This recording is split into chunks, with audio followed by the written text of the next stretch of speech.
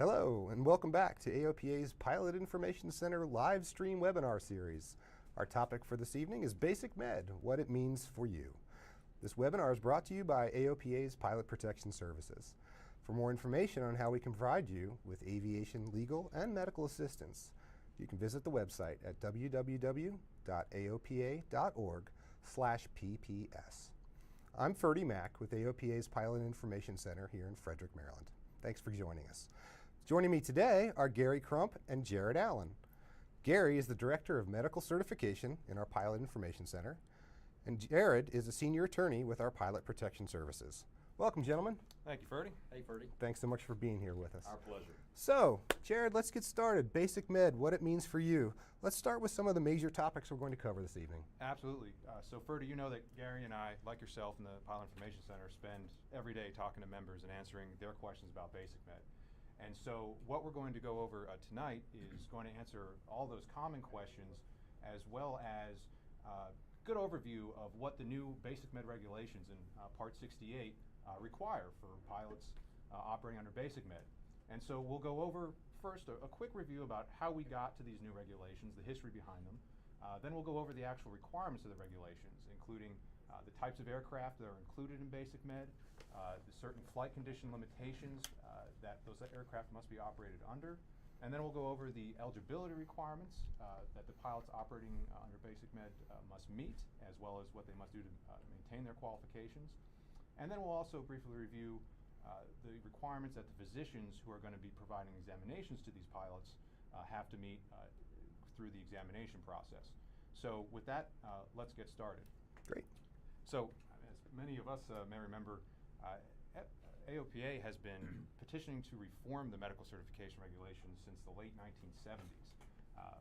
Much more recently, in 2012, AOPA and EAA filed a joint petition to the FAA to allow pilots to operate with just a driver's license, and that would allow pilots to operate very limited types of aircraft under very limited conditions. So for example, a single engine aircraft, 180 horsepower, day VFR only, single passenger, very restrictive. And so that petition was filed. I think there was something like 16,000 comments received, and then the FAA just took forever and didn't really do anything with it, which leads us up to 2016 when you had the FAA Extension, Safety and Security Act of 2016. And when that was introduced, contained a section called Section 2307, medical certification of certain small aircraft pilots, which is a mouthful. But that was the federal law that actually required the FAA within 180 days to issue or revise regulations that actually implemented what this federal law set forth. And that law went through the House and Senate and was signed into law by the President on July 15th of 2016. And so from that date, the FAA had 180 days to actually issue or revise these regulations, which surprisingly they met. In January, I believe it was like the 10th, around the 11th, they actually published those regulations, creating a new Part 68 of the Federal Aviation Regulations that contained these implementing regulations. They also revised some sections in Part 61, some existing regulations to conform to these new requirements. But this new part contains all of the BasicMed requirements. Now, important thing to remember, and we're going to be mentioning this a lot over the course of the presentation, is that these regulations don't take effect until May 1st. So they're published, they're out there, but not effective until... Say that again, Jared. Exactly, May 1st. I want to do it sooner. And wouldn't we all? But we have to wait. May 1st is the effective date. And so let's go over what those BasicMed regulations of Part 68 actually set forth. So the first biggest item is what aircraft can be operated by these BasicMed pilots, and the law refers to them as covered aircraft. And I want to stop you right there. Sure. You didn't say airplane. I You didn't. said I didn't. aircraft. Absolutely, Big because difference. as we'll see here, no limitations as to category or class. So it can be a single engine aircraft, twin engine aircraft, it can be a helicopter. That's a common, very common question. But really you need to meet two requirements. And the first is that that aircraft have a maximum certificated takeoff weight of no more than 6,000 pounds. So you've got to meet that requirement. And then the next requirement is that that aircraft cannot be authorized under federal law to carry more than 6 occupants.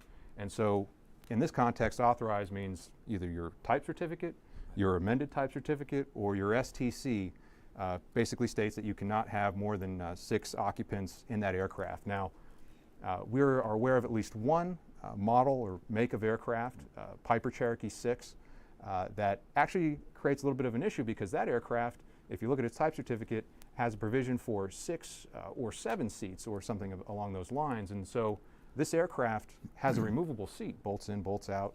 And even if that seat is removed and there's only actual 6 seats in the aircraft, it's still capable of carrying more than 6 occupants, or is authorized to carry more than 6. And so that's not a covered aircraft. And that's not out of the realm of reasonable aircraft ownership either. That's actually one of the hot buttons that we've been getting in the PIC as far as owners who are asking that exact question. We probably hear it half a dozen times a week. Right, and I'm sure there's going to be more aircraft that pop up that kind of fall into this gap. So it's really something that pilots need to watch out for. And so those are the 2 main issues, the maximum certificated takeoff weight of 6,000 pounds and no more than 6 occupants. And so let's talk about the flight condition limitations that those aircraft have to be operated under. And so we mentioned the 6 occupant requirement, but there's also a requirement that you have no more than 5 passengers. So in most cases, this is going to mean that there's a pilot and then 5 passengers, no more than 6 occupants. If you have an aircraft that requires 2 flight crew members, then you're going to have 2 pilots and 4 passengers. But any way you break it down, no more than the pilot and the 5 passengers if that's the case. The next requirements are not necessarily limitations to the aircraft, but just limitations for that flight. And so the first one is that the flight cannot be operated, or the aircraft cannot be operated during that flight at an airspeed more than 250 knots indicated airspeed. Aircraft can be capable of flight faster than that, but if you're flying under BasicMed, you've got to keep it at 250 or below. Same for the next requirement, up to 18,000 feet MSL. And so the aircraft can be capable of flying above 18,000 feet MSL, but for this flight, you've got to keep it at or below. The next requirement really isn't a limitation, but it's that you can operate these flights under BasicMed day, night, VFR, IFR, no restrictions. And so that's a great thing. I mean, that's more than what we asked for in 2012. It's so fantastic. It's a great thing. The next requirement is a big one. The flight cannot be for compensation or hire, and that includes carrying passengers or cargo for hire. It does allow flight instruction because the FAA takes the position that flight instructors are being paid for their instruction, not their pilot services. So CFIs are still good to go here. That's probably one of the biggest surprises of the final rule announcement is that CFIs were going to be allowed to operate under BasicMed. Absolutely, and it was a good outcome. And some of those instructors we've spoken to have half the picture. They understand, yes, hooray, we can instruct, but gosh, no, we're not allowed to receive compensation. And luckily, we got the whole boat. We got the ability to instruct, and we got the ability to receive compensation as instructors. Right, and another important thing to mention is that when you're talking about about BasicMed, it applies to the PIC. And so if you are the PIC of that aircraft, BasicMed is going to apply to you. So if you are, for example, operating as a required flight crew member, if, for example, as a safety pilot for someone flying under the hood for their IFR currency, BasicMed doesn't apply to you. You're not acting as the PIC in that situation, unless you are, in which case that creates more issues for that person under the hood. But in any event, think of it this way. If you're acting as PIC, then BasicMed is going to apply to you. So keep that in mind. And then the last limitation here is that the flight has to be completely within the United States. Now, for many of us, that's going to mean within the lower 48, and then, or if you're operating completely within Hawaii or Alaska. But keep in mind that if you, for example, want to do a flight from the lower 48 to Alaska, you're going to leave U.S. airspace, and you're going to overfly Canada or international airspace. That's going to create a problem. You know, right now, Transport Canada has said we're not honoring BasicMed. We're working on having them change that opinion. But for now, only the United States recognizes it, and so you've got to keep that flight within the United States. And we've already got a question on that topic. It reads, if we plan to fly to the Bahamas, does that mean that we must maintain a Class 3 or higher medical? If you're going to be exiting U.S. airspace at any point of the flight, you're going to need to have that medical certificate, whether it's a third, second, first class, special issuance, what have you. But BasicMed is not going to apply for now. There is a provision that if the country that you're going to conduct the flight within completely authorizes it, you know, you're permitted, but to date, no other countries yet. So and I think last summer at either Sun and Fun or Oshkosh, we were told that the Bahamian tourism people were already kind of getting on the bandwagon to support tourism in the Bahamas. Absolutely, it makes sense. Certainly. So they'll probably be the first. Yeah. well, hopefully others will follow suit. I know that the AOPA government affairs folks are working on it, so we'll see what happens. Jared, one question that I'm sure we're going to get once this kicks in, the question just regarding the maximum airspeed. The question is going to be, how is the FAA going to enforce that, and what's the likelihood of that happening? Well, obviously we don't know because we haven't seen it happen yet, of course, but radar data is the easiest explanation. Now, we're also going to have ADS-B. Right. And so that's going to be another way that, just like any other airspace incursion or violation they may want to prove, if they want to look at a pilot for not operating in compliance with BasicMed, you can expect them to look at that kind of data. Again, we'll see what happens. It'd be kind of a random stop, though, because there's no data that's going to demonstrate that the pilot was flying under BasicMed. Well, and I think that what we'll see is that if we have issues like that, it'll come up if there's another event involved. For example, a pilot has a deviation because they deviated from an altitude. And the FAA says, oh, we're going to investigate this, and where is your medical certificate? Oh, you don't have one? How are you operating? And it goes from there. Well, they've got the ticket book open. Well, I've got you absolutely. Absolutely. So, since we're talking about the pilot, let's look at the BasicMed requirements for the pilot. And so, the first really basic requirement, basic, is that pilot hold a valid U.S. driver's license. And not only are they going to have to hold that driver's license, but they're also going to have to comply with any restrictions or limitations on that license. So for example, if the license requires that you carry corrective lenses, or you're not allowed to operate at night, those restrictions are going to carry over into your BasicMed flying, so you got to be observant about that. And then the next basic eligibility requirement is that the pilot have held either a unrestricted, a regular medical certificate, or a special issuance medical certificate at some time since July 15, 2006. Now, they just have to have held it. It doesn't have to be issued after that date. It just has to have been held. So for some pilots who are age 40 or above or below, there may be some issues there since the regulations changed. The best recommendation I have at this point is if you have questions about that, the FAA has released an advisory circular. It's called AC 68-1. On page 4.3, they have a very nice table in there to go through step by step to determine whether you meet the requirements for holding a medical certificate on July 15th, on or after July 15th of 2006. And so an additional requirement is that you have held a medical or special license within that time, and that your most recent certificate was not suspended or revoked. You did not complete an application and then withdraw it. You did not have a completed application denied, or you didn't have a special issuance authorization withdrawn. So for most pilots who are going to qualify for BasicMed, I'm going to think that a lot of them had a certificate sometime and then it just lapsed, or if it was a special issuance, it expired. So they do have to meet those basic eligibility requirements. And if by chance they don't, then the one caveat, of course, is that they're going to have to go back to an AME and get either a regular medical certificate or special issuance one time before they can then be eligible to operate under BasicMed. And so the FAA wants that one touch, and this is also going to apply to new pilots, guys who have never held a medical, guys or girls who have never held a medical. Exactly. And the caveat to that caveat is that you want to make sure you're going to be issued a medical certificate if you fall in that category of having to get a one-time special issuance or a brand new pilot. So I'll just throw a little plug in for Pilot Protection Services right now and say that we have the opportunity to review medical records before you submit anything to the FAA in support of an application for a special issuance or a regular medical certificate. So you might want to keep that in mind if you're in that situation where you're going to have to go back and get a one-time kiss by the FAA before you can fly under BasicMed, because if you get denied, you can't even fly as a light sport pilot at that point. Absolutely. And it's not only that, it's even the more trivial circumstances. Again, maybe you're a younger person and you're looking to get into flying and obtain your first medical certificate. Maybe you have one or two minor conditions, maybe you're on a medication. Even then, it still benefits you to give us a call to run through, okay, I have a diagnosis of hypertension and I'm on this medication, and I have diet and exercise controlled diabetes. What does that mean to me?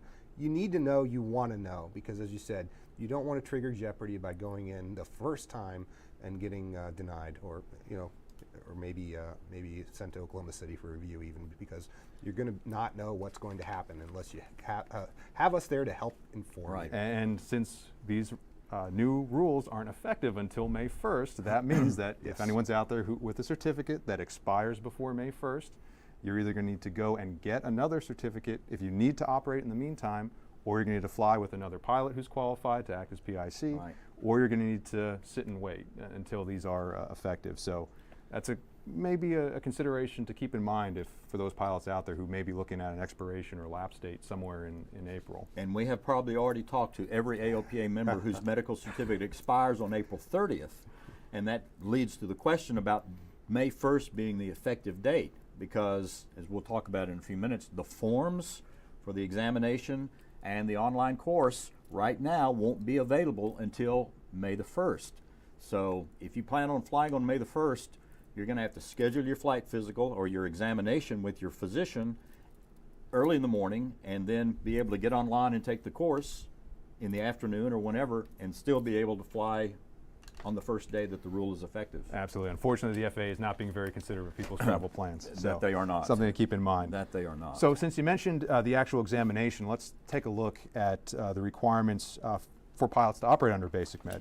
And so the major two is that, number one, a pilot is going to need to take a medical examination checklist to a state licensed physician. And that checklist is going to contain a lot of the same questions that are very similar to the current medical application, the Form 8500. And the pilot is going to take that to a state licensed physician, which Gary will elaborate on what that means a little bit later on. But the physician will conduct a very simple examination. It's literally a checklist. They are going to be checking off that I've looked at ears, eyes, nose, throat, and then that doctor will sign a certification that they don't believe there's any conditions that would affect that individual's ability to safely operate an aircraft. And again, we'll get into that a little bit more later. But the pilots are going to need to have this examination completed initially, and then at least every 48 months moving on to remain qualified under BasicMed.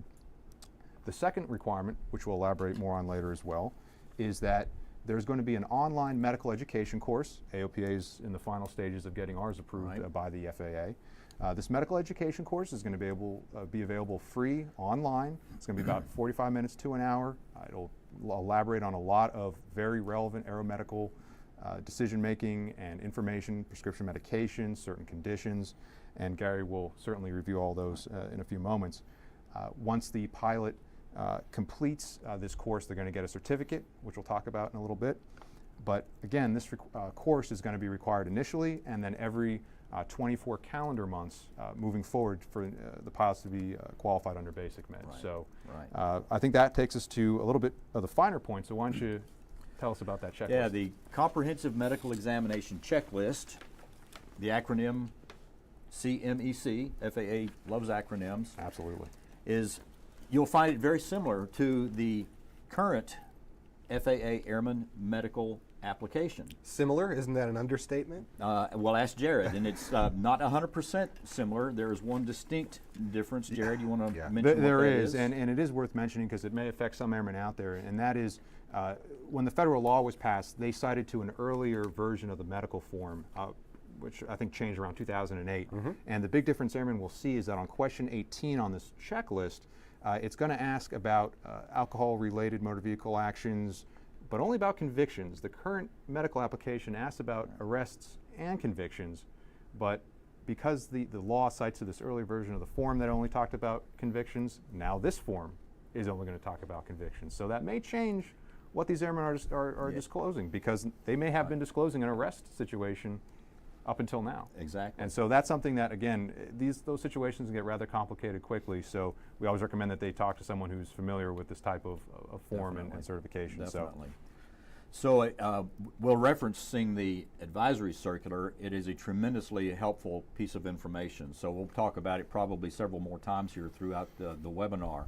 But on the advisory circular, you can actually see a draft of the examination forms, and I emphasize draft because we've already had some members who downloaded them, printed them out, took them to their doctor, and they tried to get their exam done. And some of the doctors actually completed it. And some of the doctors actually completed it and signed it, so they got a little head start on the effective date of the rule. But it's a draft. You can't use it yet, but you can get an idea of what's going to be on the examination checklist. And again, you'll see it's very similar. If you've been applying for a third-class medical certificate for a long time, you're going to look at that and say, gosh, this looks really familiar. Yeah, it really will be familiar. The big difference is nothing as far as medical history is going to get transmitted to the FAA. This is between you and the state licensed physician who's going to be doing your examination and hopefully signing off the checklist that will take you one step closer to completing the online course, which will get you legal to fly under Basic Med. So you'll see questions about your medications usage. One important distinction now is that under a Part 67 third class medical certification, there are certain medications that the FAA really frowns upon and in some respects outright disallows for aviation activities. That's not going to be the same situation with Part 68, and it is a little bit delicate, but you're not going to be prohibited if you're on a medication that would be disqualifying for a Part 67 medical certificate. But you and your doctor are going to have a conversation about that and find out why you're taking that medication, and have you ever had any side effects from it, and is it appropriate and safe to use that medication while you're flying. So your other basic medical history, what illnesses have you had? Have you had any recent surgery, broken any bones, anything like that? So you're going to find it's really pretty similar to what you're already doing. Again, the big distinction is you're not going to be transmitting anything to the FAA, so it's not like a pass-fail. Even though you may be seeing your AME, who is going to be possibly the state licensed physicians that's going to be doing your examination. So let's go ahead and talk a little bit more about the checklist itself. Once you have done your part, the front side, and you've had your conversation with your physician, then the physician has a signature block, and he or she's going to sign you off, and you're going to be on your way.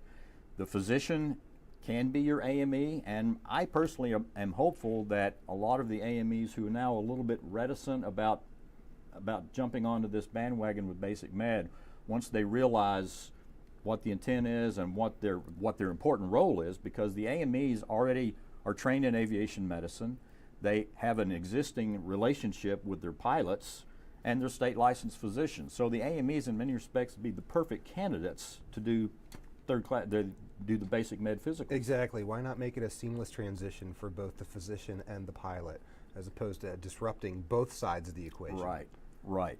The only concern I have about that is some AMEs may have a little bit of difficulty taking off their AOPA or their AME hats and putting on a treating physician hat, which is what's required under the Basic Med. But once we get past that hurdle, I think the AMEs are going to be a real integral part of the success of Basic Med. And you mentioned the AMEs. Can you just give a quick overview about the other types of state licensed physicians that pilots can go to? Absolutely. The advisory circular again provides some pretty broad guidance as to what constitutes a state licensed physician. Most of the time we think of an MD, a medical doctor, or a DO, a doctor of osteopathic medicine.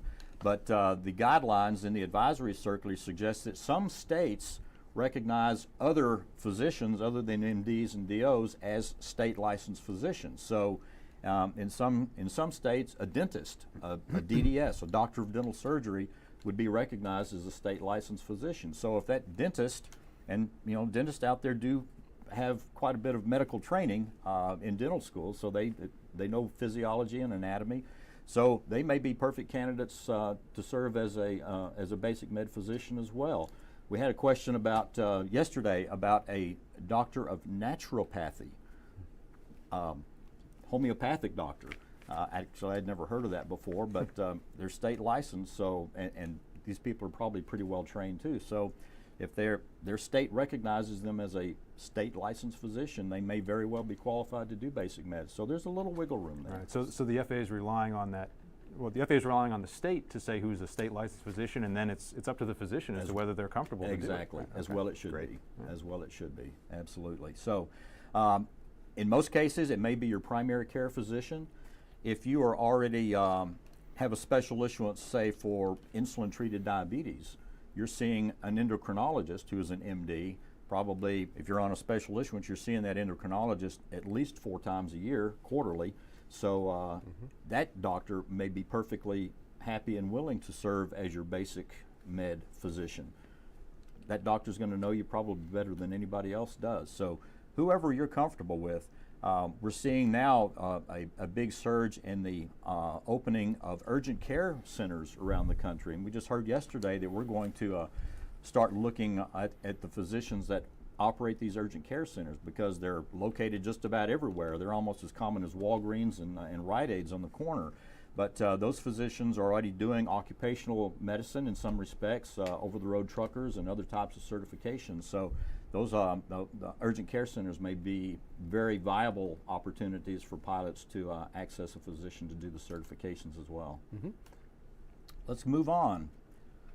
The doctor then will perform a basic physical examination. Again, it's, I can't say it's exactly like your AME does, because as many AMEs are out there, there are the same number of examination types based on who you're seeing. So I've been to AMEs that basically you fog the mirror and sign the check and you walk out the door with your medical. Others have been pretty thorough, comprehensive exams that cover all the elements of the examination that the FAA prescribes for AMEs. So the doctor will do that basic examination. He's going to check your eyes, ears, nose, lungs, abdomen, check your blood pressure, check your pulse rate, listen to your heart, see if you have any arrhythmias. A basic comprehensive medical examination. The human body doesn't change based on the content of the examination that's being done. So again, it's going to be real similar to a pretty comprehensive, thorough, third-class medical examination. Again, the important thing, it's not getting sent to the FAA. And on that note, actually, we've had a couple questions. Once my physical is signed, is there any filing needed, or am I good to go? What do I have to do with that paperwork once I have it in my hands?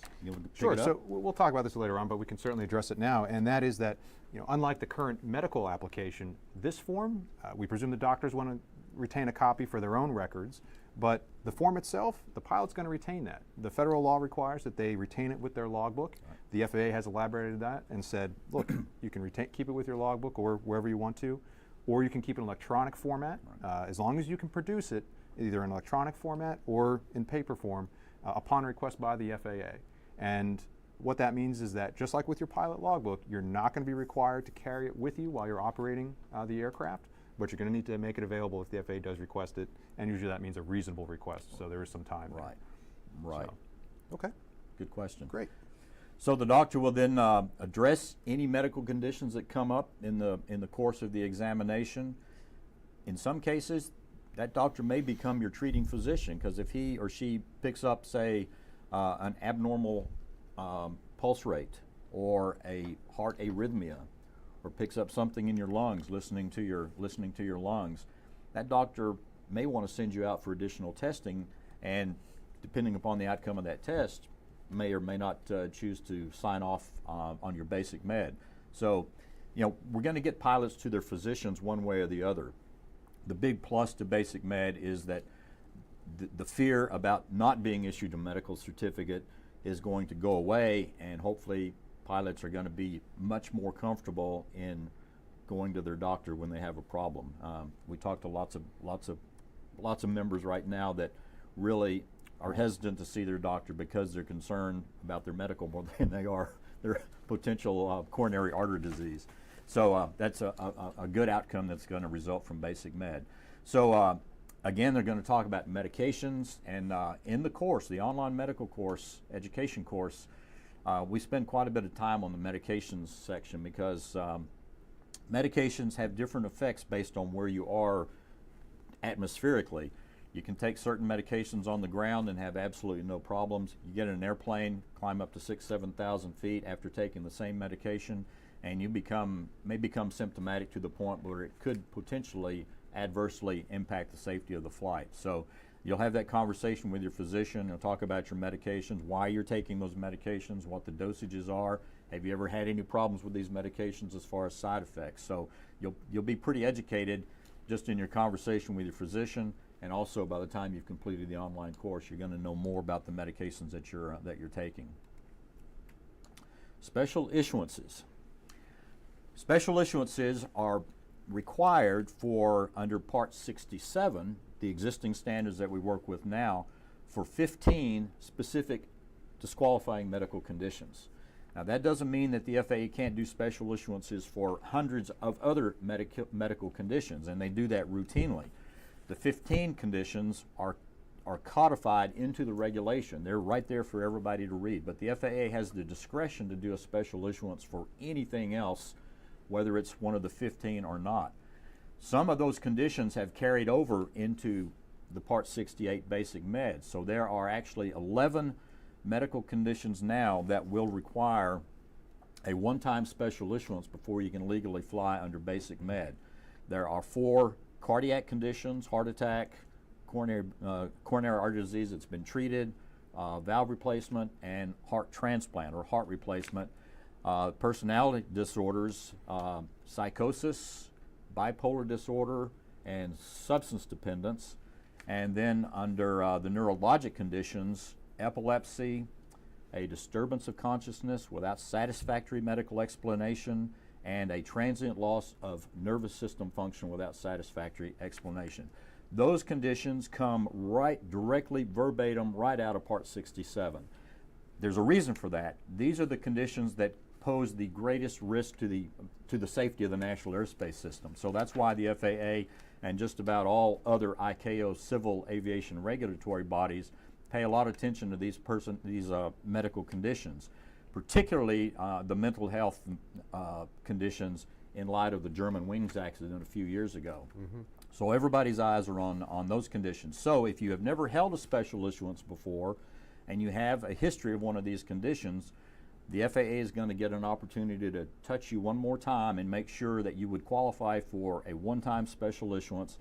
You get it, it expires after a year, and you're good to go under Basic Med from that point on. So the real beneficiaries, I think, of Basic Med are going to be those pilots that have been under a special issuance that in many cases costs a lot of money to maintain on an annual basis because of what the FAA requires in the way of recurrent testing that would not normally be required by their own treating physician. Treadmill stress test comes to mind. We hear about that a lot. Absolutely. Maybe the FAA requires it on a higher frequency than the treating physician might, in which case that's uninsured, out-of-pocket expense in order to comply with the FAA's more frequent information gathering. Exactly right.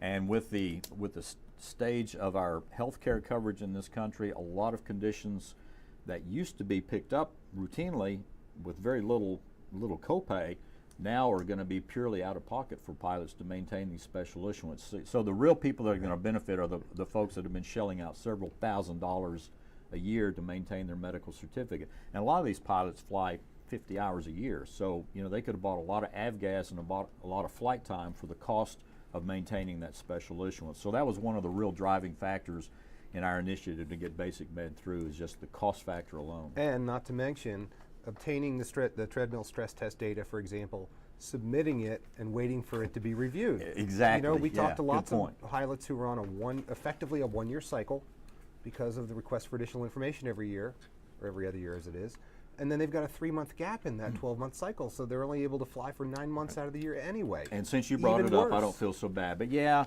the FAA is not very efficient in processing any type of deferred medical, and right now you're going to wait probably 3 months, if not longer, for a renewal of a special issuance. And our argument all along, even back to the exemption petition in 2012, was that we felt that pilots were more likely to be a safety risk because they were not flying. They're losing their proficiency while they're waiting for their special issuance to come through. So more of a concern there than the condition that required their special issuance in the first place. Right.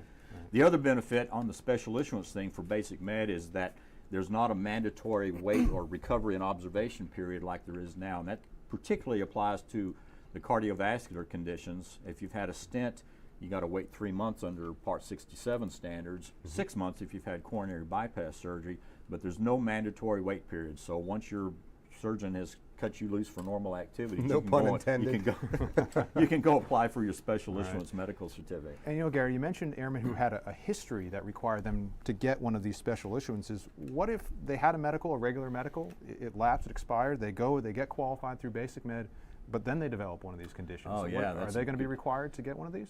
Once you've had that history, even after Basic Med kicks in, you've still got to go back and get a one-time special issuance. So yeah, that's a great question, and I'm sure, actually we haven't been asked that yet, but I bet it'll start coming up, so I'm glad that you brought it up. So if that history comes after the implementation date of Basic Med and you have one of those 11 conditions, you're going to have to go back and let the FAA touch you one more time. Yeah, good point. All right. If you have any type of medical condition that would be considered potentially negative as far as aviation safety, you're going to have to be seeing your treating physician on a more regular basis than the 48 months required by the rule. I personally feel that 48 months is a little too long between physical examinations. Okay, so I'm kind of a right. proponent. I'm gonna plug the docs here now. If anybody had asked me, I would have said, yeah, probably every 2 years would be a reasonable time frame. Hopefully, for pilots that are on special issuances now, you'll continue to see your specialist on a regular basis that's suggested by your treating physician, Yeah. rather than what the FAA requires. But yeah, if you're in good health, and most of us, I mean, we're an aging pilot population, so if you're probably over 50, an annual trip to your primary care doctor just for a good routine physical is probably a good idea. That's much more frequently than required by the regulations, but sometimes the regulations are they're Right. geared more for regulatory purposes. Exactly. I for mean, just safety. like under Part 67, what may be a good idea for a regulatory requirement doesn't necessarily translate into what you should be doing based on your particular health or Exactly. conditions. So. Exactly. Let's move on. You want to talk about what the doctor must do? Certainly. So when the doctor goes through this checklist, they are going to have to examine all those items, basically affirm that they checked that ear, eyes, nose, throat, what have you. But then they're going to have to actually make a certification on this checklist that basically says that they discussed all the items on the checklist with the airmen, discussed the medications that could possibly interfere with their ability to operate an aircraft, and that they performed the examination that included all of these items.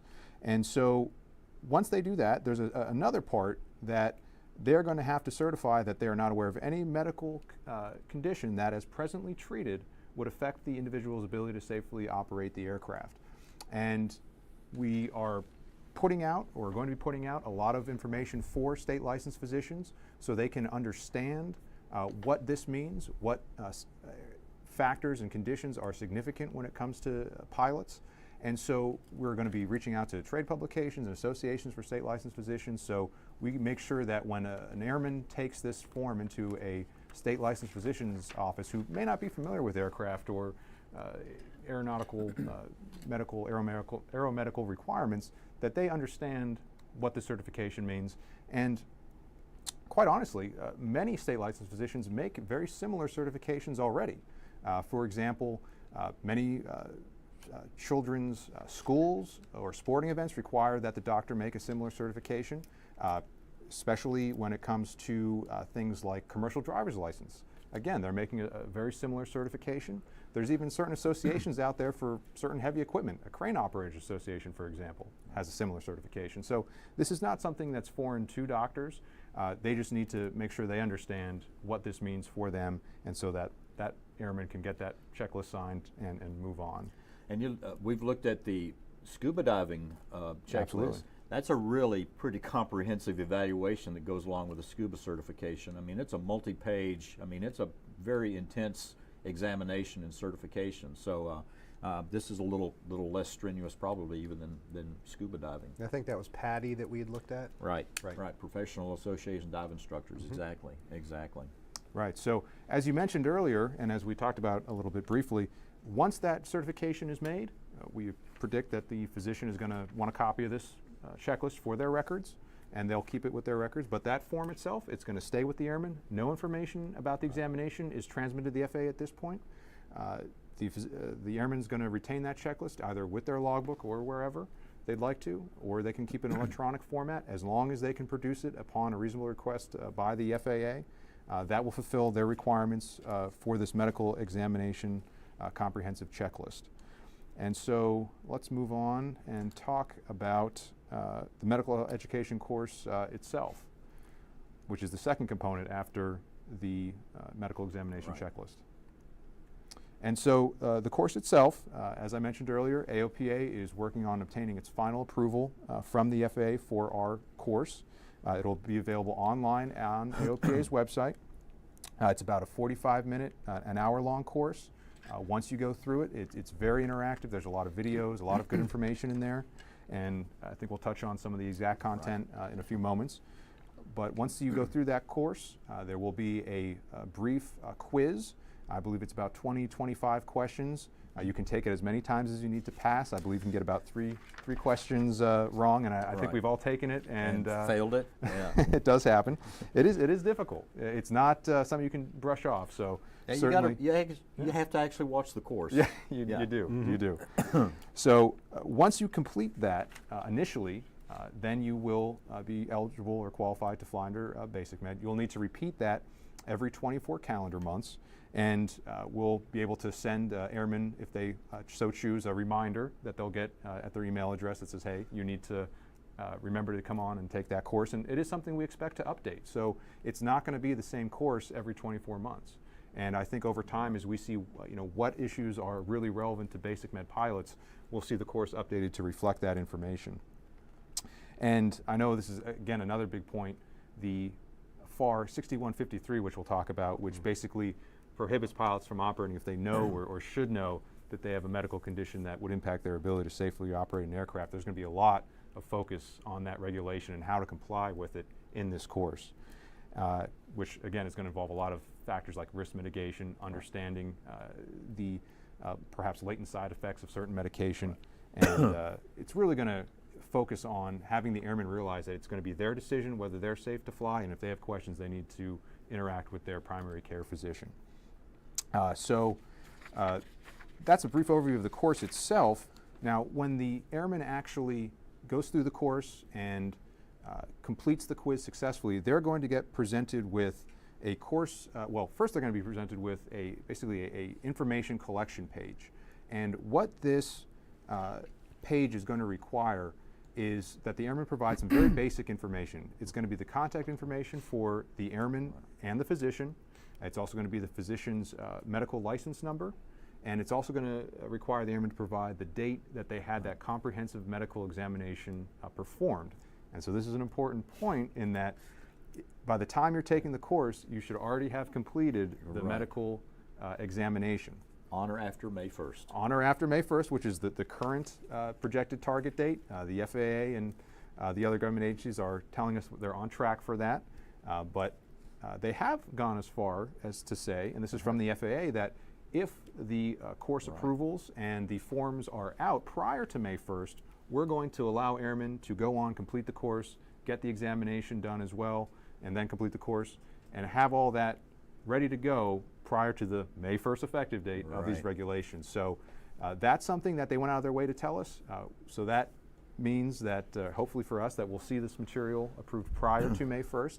And we'll talk a little bit more about where we are with the current status towards the end of the conversation here. But so once the airman provides that information, the contact info for themselves, the physician, the medical license number, the date they had the examination performed, they're also going to be required to make a few certifications. And these certifications are, generally speaking, about the airman's fitness to fly, that they know that the checklist was performed by the doctor who administered the examination, that they have no knowledge of any issue that would affect their ability to safely operate an aircraft. So a lot of the same types of certifications that pilots are making every time they're going flying under 6153. There's also going to be a NDR authorization, a National Driver Register authorization, which is going to allow the FAA to conduct a driver's license records check. Very similar, if not exactly the same, as the current NDR authorization that's on the current medical application. And so if an airman had a driver's license suspended or revoked, that's something that the FAA is going to be able to compare information to. And that NDR, clarify for me, if when the certification is done, that gives the FAA or the DOT a one-time shot at looking at that NDR. National Driver's Register. The National Driver Register, just like it does with the medical application now. They can only do that one time per application. Well, there's different schools of thought on this. I mean, how the process is supposed to work is that the FAA has a list of pilots who have provided this certification on their latest application. So you've got a list of names here, and then they run those names against an NDR search. And what the NDR is what they call a pointer system. And so if a state knows that they have an individual whose driver's license was canceled, suspended, or revoked, all the state does is tell the NDR, and the NDR, if they get a name, they search the name and they say, oh, well, we have a record in the state of, let's say, Pennsylvania, that matches the name you just gave us. We don't have any exact information about what happened with that driver's license. Oh. You need to go ask the state. But we're at least going to tell you that there might be something there you want to look at that might be relevant to your decision. So again, the FAA is supposed to do that in a timely fashion. Right. There's some case law about that as well. But like anything else, airmen who complete this application should be expecting that, look, if there's going to be an issue here, the FAA could very well find out about it through this search, and this checklist is going to be a federal form just like the current medical application, Right. in that you need to make sure that the statements that you're making are true and accurate to the best of your knowledge, and the current existing regulations that concern things like intentional falsification or fraudulent statements are going to apply to this. So Right. airmen need to be aware of that when they're filling this form out. Now, this is really the only types of information that are being sent to the FAA, because when the airman completes this medical application course, the course provider, in this case AOPA, is going to transmit that information electronically to the to the FAA, and the FAA will process that data on a daily basis. Right. And then once that information is transmitted, the airman is going to receive an electronic PDF of a course completion certificate, and just like that examination checklist, the airman can print it off, they can retain it with their logbook or wherever they'd like, or they can keep an electronic copy of that course completion certificate, and they don't have to carry it with them when they're operating, but as long as they can produce it Right. upon request by the FAA or another agency, they will be able to comply with the BasicMed rules. So again, not required to carry it with you while you're operating, but something that you are going to be required to complete initially and then every 24 calendar months in order to stay qualified under BasicMed. Good.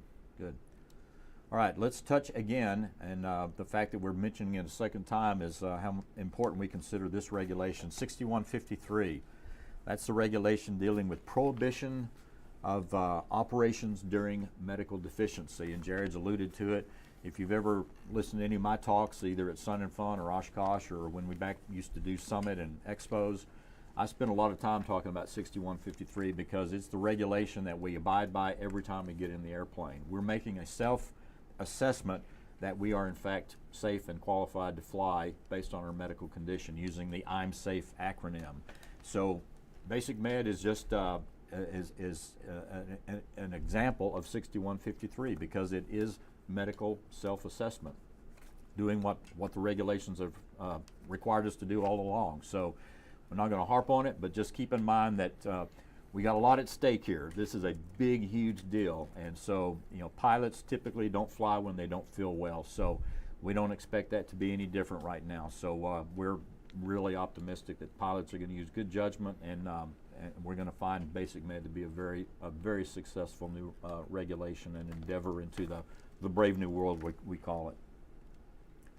All right, let's talk about where we are now.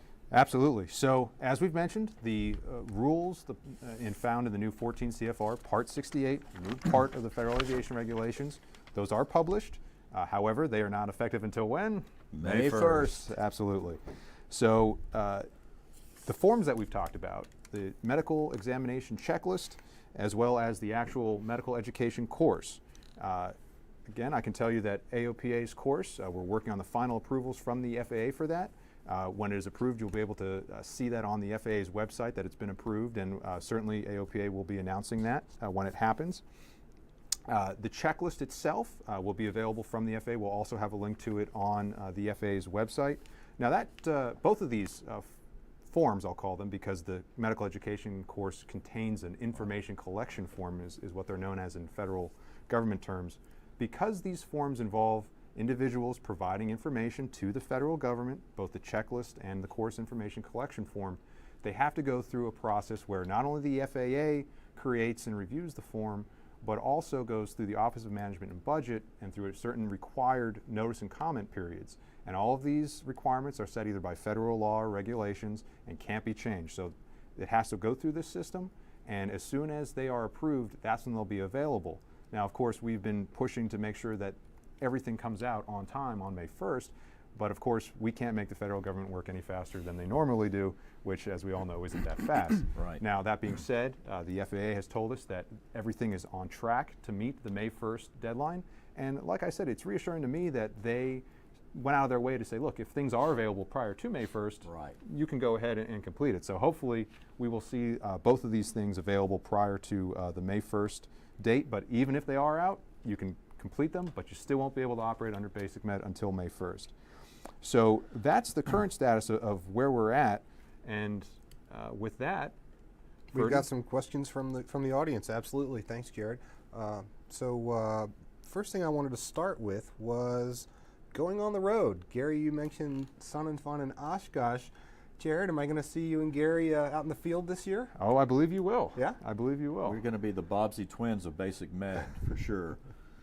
We'll be at Sun and Fun. We'll be doing 2 talks at Sun and Fun in the program tent right next to the AOPA tent. We'll be at Oshkosh. We Yes. will be at all 4 regional shows. Absolutely. Starting with Camarillo, then Norman, Groton, Connecticut, and Tampa, Florida later on in the year. Not sure the order there, but so yeah, we're going to have this talk down pretty pat here before the end of the year. And of course, we're always available by telephone as well. Of course, of course.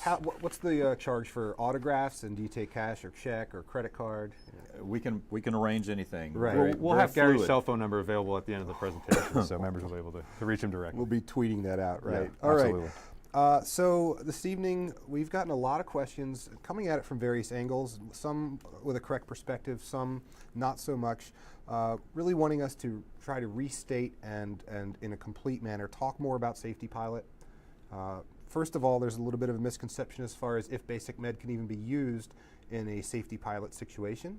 So can we start there and expand on how it can be used? Right. So if the individual who's under the hood is acting as PIC, as is most usually the case, the individual who is the safety pilot is acting as a required flight crew member. Okay. And because of that, they're not acting as PIC, and therefore BasicMed does not apply. Right. BasicMed only applies to those individuals acting as PIC. And that's the limitation. So whether it's for someone operating under the hood for instrument proficiency, or in any other case where you have an aircraft that has required flight crew members, unless you're acting as PIC, BasicMed does not apply to you. Okay, so are you telling me that that person in the right seat, our observer, the safety pilot, they would need to hold an ordinary Correct. Part 67 medical? They would need to have whatever class of medical certificate is appropriate. They would need to hold an actual FAA-issued medical certificate. And keep in mind, this may tie into a little bit of misconception some people have about safety pilots. Those really only exist under the regulations for that for those individuals flying under the hood. And so what some people may think of safety pilots may not necessarily be the case, and that's a whole other issue. But again, BasicMed only applies to PIC.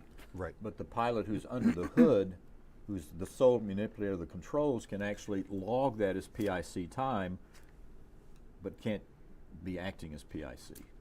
Right. Yeah, now that takes us into differences between Right. acting and logging Right, as PIC, which right. we could spend a whole nother. Well, I only had the question come up today is the reason I raised it, but Right. yeah. Now that's not an arbitrary interpretation. That's based on existing Part 61 regulations. So Right, it's- and for example, this may answer another question and something I wanted to touch on as well when we talked about the BasicMed prohibition on operations for compensation or hire. Okay. The exceptions found in 61.113 still apply, and those are the exceptions that basically define a private pilot's certificate's limitations. There's certain things private pilots can do, like operating a flight incidental to their business, Right. or charitable flights under 91.146. Things that you could do as a private pilot with a third-class medical certificate, you're still going to be able to do as a private pilot with a BasicMed medical certification Okay. or qualification. So that's an important thing to realize as well. And that's been a really popular question too, and especially when the AC first came out after the announcement of the final rule. So we've fielded that Yeah. question a lot. The charitable piece as well. Well, that and the Yeah. safety pilot. Right. Even the charitable piece, as far as people wanting to be able to help out in ways that they could as a private pilot with a third-class medical certificate, with the new formulation. Right. Yeah. Let's see. John Plamondon asks, I applied for a third class and got deferred. My info was sent to FAA. If I get basic med before third class is approved, my third class application is approved or denied, will a denial of that third class medical request cancel a basic med certification if gotten before denial? I think based on the language, you know where this is Right. going. I have my opinion, but Well, go ahead. let's hear your opinion first. And let's go from there. I would say you're not going to be able to fly under basic med, because once that certificate has been denied, Right. then I mean you're not eligible to fly under basic med until or unless you can go back to the FAA and get them to reissue it as a special issuance. And that's going to happen because of this processing backlog that the FAA has right now. We're in the midst of that now because of the time frame that we're in. We're getting real close to May 1. So there are people who have applications in the works that will still be in review on May 1. Right. So I thought the question was going to be, well, can I fly under basic med while my application is In review. under review? I would say probably so, because your most recent medical has not been denied. Right. And assuming then you get a special issuance out of the FAA, then you're good to go from that point on. Right. I agree with Gary on this, and I would just go one step further and say I would be very interested to see what the language on the denial letter, if that's what the airman receives, says. That's the Because point. I think we're Right. going to see the FAA maybe change the language that they have on Right. that form that says, not only have we found you not eligible to hold a medical certificate, we find you not qualified to operate, under May very Part well. 68, Right. and we direct your attention to FAR 6153. That's right. And so we may That's a good start to point. see forms like that as well. Yeah, we'll be watching for them. So I think we already Great question. answered our next question here then from Bob Kingsley, who asks, I applied for a special issuance and I've been approved over the last 10 years. I won't get my medical back from Oklahoma until after May 1st at this rate though. Can I bypass it and go for the basic med? If you mean bypass as in withdraw that application or just forget that you sent information into the FAA, no, it's not going to work that way. Once the FAA has their hands on your information, they're going to do one of two or three things with it. They're either going to issue you a certificate, they're going to ask you for more information because they can't determine if you're qualified, or they're going to deny it. So there's no withdrawing an application Right. at any time. The gears are in motion. Right. Exactly. And- Once you've waded into the stream, you can't back Right. out. And just to build on Gary's point there, for those airmen who might have a question about it, an application is considered completed once you not only fill it out online, but then your AME downloads Correct. that application when you show up for an appointment. So if that's happened, Right. that application has been completed, and if you don't move forward with it, that's going to be considered completed and withdrawn. Correct. So that may be the situation some airmen find themselves in. PPS. Pilot Protection Services, absolutely. So this is a little vaguer here. Ralph Padilla asks, what if my doctor feels he or she does not want any type of responsibility to sign off on a legal document to avoid being sued, as far as the physician's statement? Find a form? doctor that will. Okay. And on that note, one of our question askers, I think, is in agreement with you. Jeff Ward comments, maybe that person would want to find an occupational health clinic if your regular doc won't sign off. They're the folks who do exams for truck drivers, et Correct. cetera, and they're used to this. And we think we've already hit on Yeah, that. absolutely. Like we mentioned, these types of certifications are not that unusual for doctors. CDLs, other operators, children for schools and for sporting events, athletes for sporting events.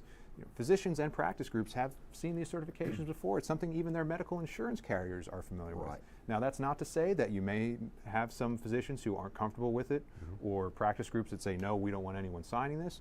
But like Gary mentioned, there's going to be plenty of other doctors out there, whether it's an urgent care or an occupational physician. And then at the end of the day, you still have AMEs, and they are going to be applying Part 68 requirements, not Part 67. And we talked to a number of AMEs who have expressed interest in playing in basic med. So I think we'll see some support among the AME community. But there'll be docs out there that'll do these certifications. So we got to find out where they are, but they're going to be there. Okay, great. QTET1 asks, do all existing pilots need to go to basic med, or can they still do it the old-fashioned way? Great question. Absolutely. Third class medical is not going away. The FAA, and you tell me if I'm correct, the FAA defines basic med as an alternative Medical certification medical standard, certification basically. standard. Excellent.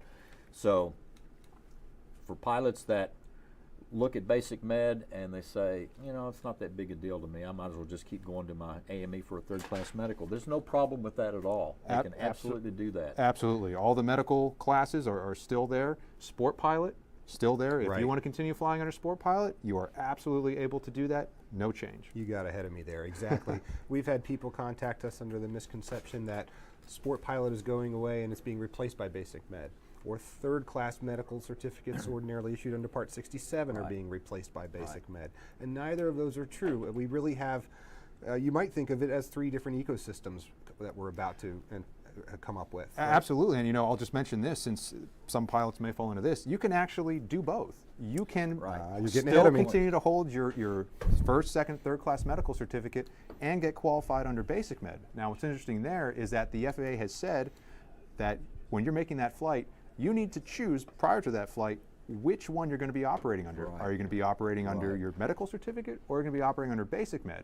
Because if you're flying under Basic Med, then your whole flight needs to comply with those flight condition limitations, the 18,000 feet, Right. the 250 knots indicated. You can't change your mind midair.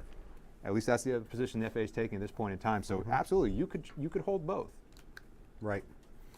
Let's see. So Pete asks, my third-class medical is good until December of next year, 2018. If I complete the Basic Med requirements and medical exam now, is my current valid Class 3 medical now void? No, absolutely not. It is valid until, under 61.23, the duration requirements for certificates. It's not otherwise changed by his completion of the Basic Med course or checklist. It's still a valid certificate. It's just that I have to decide And when I go to fly. absolutely, and the FAA has said that if you are flying under Basic Med, you're not exercising the privileges of your medical certificate. But at the same time, if, for example, something were to happen and they find out that you had a medical condition, they could still take an action to Right. suspend or revoke that Right. medical, more likely revoke it. Good point. And then now not only have you lost your medical, but your most recent medical certificate has been denied, which now makes you ineligible for Basic Med. Right. So that does create some issues, and so you have to keep in mind that the medical requirements are going to not only affect your eligibility for Basic Med, but also that certificate as well. So the FAA still has leverage. They do. They Right. do. Right. And I'll just raise a sticky point because there's been some discussion about the possibility of a pilot who wants to fly under Basic Med who has an unexpired third-class medical voluntarily surrendering the third-class medical certificate to avoid. That's been discussed as an option. There are some pilots who are very ready to do that. I would just caution them that, number one, just because you're trying to surrender a certificate doesn't mean the FAA is obligated to accept it.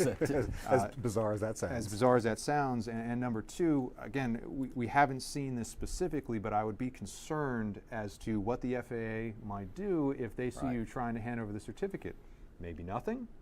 Maybe they send a request for Right. additional information, Raise which an eyebrow, they can basically. do under Part 67 and Part 68 Correct. if they Correct. have a reasonable basis to do so. So again, I wouldn't encourage a pilot to do that without really getting a full understanding of what the possible outcomes may be. And how might they do that, Jared? They can call us, they can call Gary, and they will get in They touch. can call Jared. They can call me. And they will get a full understanding from both the medical and the legal side as to what the... And that's a great point. Sometimes, even though we work very closely together with the legal group, sometimes from a certification standpoint, medical certification, and a legal standpoint, we may not necessarily be telling the member the very same thing. Absolutely. And that can sometimes get a little complicated, but it depends on, whether you're a lawyer or a medical type. Absolutely, and to just build on that a little bit, when Gary is trying to help an airman through the medical certification process, usually cooperation with the FAA is the name of the game there. Oftentimes when it's a legal matter, Right. you may already be beyond the point of cooperation, and we want to put you in the best position that you need to be in to take on a fight with the FAA. And just through incidental conversations with you, just out of my own curiosity, I've found over time that it is surprising what the implications are of performing such simple steps as providing information or surrendering a certificate that you think you can then get back later. The implications on where the onus might move. Absolutely, For and example. I will say that when you get any sort of information collection request from the FAA these days, they're including the Pilot's Bill of Rights notification, and that's a very important thing for pilots to pay attention to, because that basically lays out for you that any information you provide to the FAA could be used against you, and as you well know, sometimes it is. It is, yeah. So pilots do need to be careful when they receive those types of requests. All right, we're almost at the end of our program here and the end of our question list. Idaho Joe says, you do bring up an interesting question. Is it okay if an MD signs off when in reality his physician's assistant does the exam? That is addressed, I believe, in the advisory circular. Absolutely, a Physician extender, Yeah. that's the term. And the FAA is okay with that as long as it's the physician that signs the declaration. The physician extender can do the examination. So as long as the MD's or the doctor's signature is on it, that's okay. That was a good question that we had questions about before the AC came out. Again, great information in the advisory circular. Yeah, absolutely, and that's actually one that on our FAQs on the Fit to Fly resources on AOPA's website, we know the FAA looks at those. They actually send us some updates now and then, and I believe that was actually one of them that they pointed out that said, hey, That's look, right. we're going to say that these physician extenders can actually perform the exam, but the doctor still has to sign off on it. So the understudy can perform the exam, and the master can sign it off, not only in the doctor's office, but also in the mechanic when it comes to A&Ps and their assistants on the aircraft. Yep. So there's Yes, a sir. parallel there. 1, 2, 3, 1, 2, 3. Yeah, okay. Finally, let's round it off with a little more on medications, if we could. Paul G asks, are the FAA medications list the same? And I think what he's really getting at there is, if I can fly or can't fly on a certain medication under 67, is there an exact list, an equivalent list, or a similar list, or a no list under Part 68 for BasicMed? How do they relate? On the subject of medications, there is only one regulation, well, there's two, but primarily one, 9117, I believe it is, that prohibits the use of any medication that adversely affects the pilot's faculties in any way contrary to safety. The FAA, being the policymakers that they are, chose to expand upon that and create a list of medications that used to be not even published. They now publish a partial list. It's called the Do Not Issue, Do Not Fly list in the Guide for Aviation Medical Examiners. And that list is more a grouping of different types of drugs that the FAA would consider inappropriate for aviation activities. Now, we have put together an unofficial medications database that we've been building since about 2001. And it's a pretty comprehensive list of medications that are both allowed or not allowed, and in some cases we provide an explanation about why the medication is not allowed. But the FAA has been hounded for years to provide an actual list of the medications that they don't allow, and they have, for good reason, have chosen not to do that because it's a dynamic process. Some medications may not be allowed when they first come out, but after a track record is established, after they've been FDA approved, the FAA can determine that maybe this drug is safe to fly with after all. Sometimes drugs are used off-label initially and then get FDA approval for that off-label use later on. Yep. So it's a real dynamic field, and the FAA really doesn't want to get in the business of getting in the FDA's business, the Food and Drug Administration. So they have their own established policy with respect to impact of aviation safety on certain medications usage. But the best source to go, if you don't want to go to the FAA website, is take a look at our medications database on our AOPA website. And how to get there, actually, I just brought it up. You can head over to our website at www.aopa.org. In the top navigation, you can hover over Go Fly, and in that menu, you'll find a second entry is Medical Resources. And under that Go Fly Medical Resources area, on that next page, the first thing you'll see is someone holding an iPad, and it says FAA allowed, not allowed medications for flight. So I wanted to bring up that specific route on how to get to that page right now, because many of you have been asking about the medications and specifically the medication list. So www.aopa.org, hover over Go Fly, click on Medical Resources, and then on the next page, the first story is our medications database.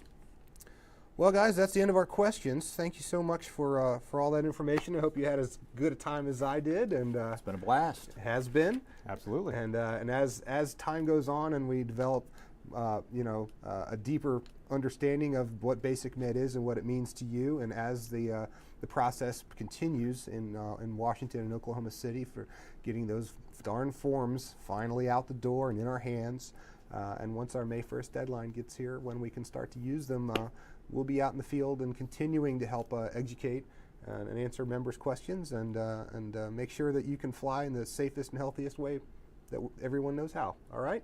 All right. Absolutely. Well, thank you so much, gentlemen, and to our viewers, thank you so much for joining us as well. If you do have any aviation-related questions, please feel free to give us a call as part of your membership here at 1-800-USA-AOPA. That's 800-872-2672. Or you can email your questions to us at pilotassist@aopa.org. And don't forget to check out all of our website assets at www.aopa.org, as well as the Pilot Protection website at www.aopa.org/PPS. Thanks for joining us. See ya. Thanks.